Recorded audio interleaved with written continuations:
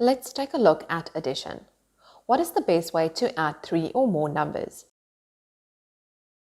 For example, what is the sum of 375 plus 2,746 plus 34,082?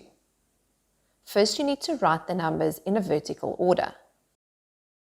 Units, tens, hundreds, and thousands under each other. Use this map to identify the units, tens, hundreds, thousands, and 10,000s. Then you start writing the numbers down. Make sure that the units are under the units, tens under the tens, and so on. Once you've written down the numbers in the correct order, you start by adding them column by column. Start by adding the units first. In this case, 5 plus 6 plus 2 equals 13. 10 plus 3. So we carry over the 1 to the tens column.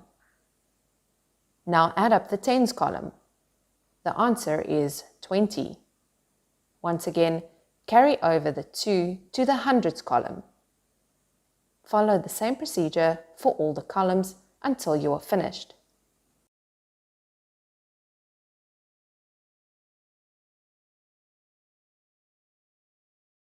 In the end, the result will be 37,203.